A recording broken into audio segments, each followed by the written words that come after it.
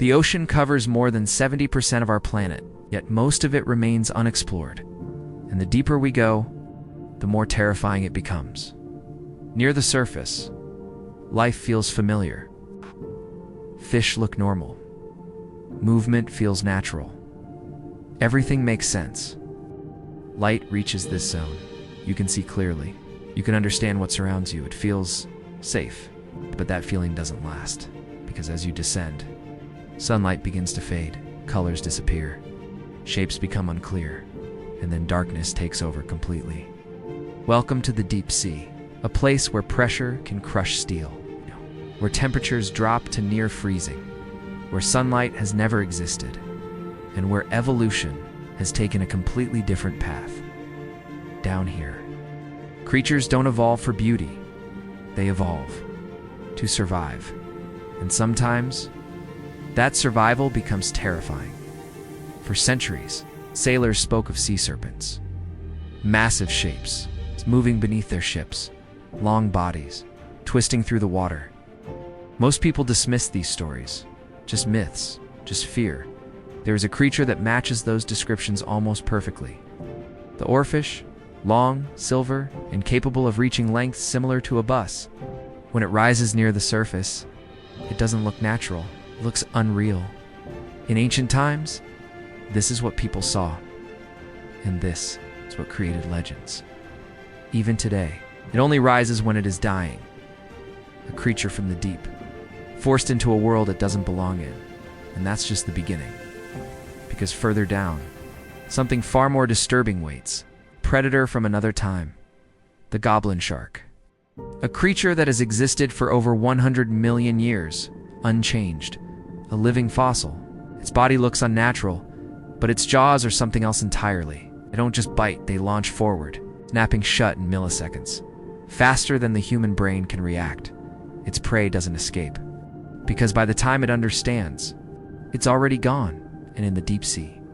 Speed is everything, because hesitation means death. Then there are the giants. Creatures that shouldn't be that big, but are.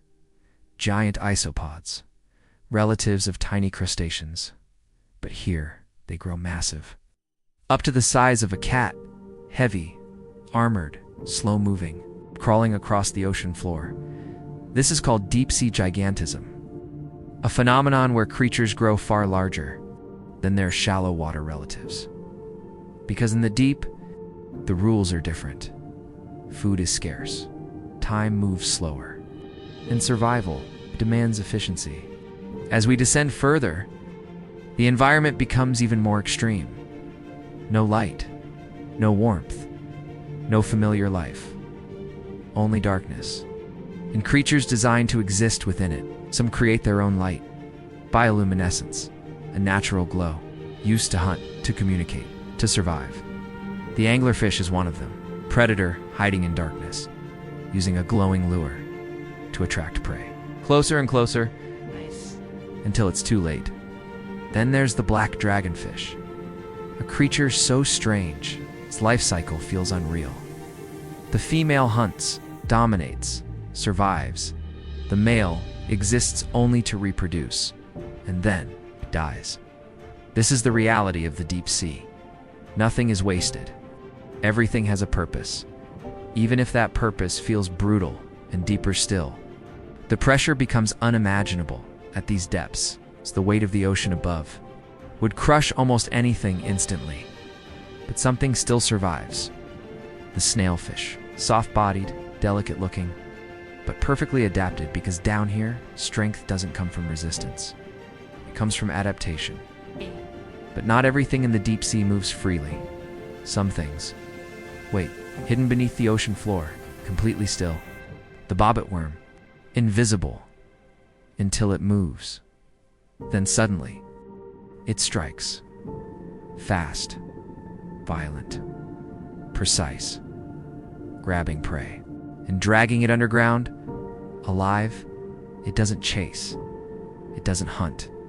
It waits, and when it attacks, there is no escape.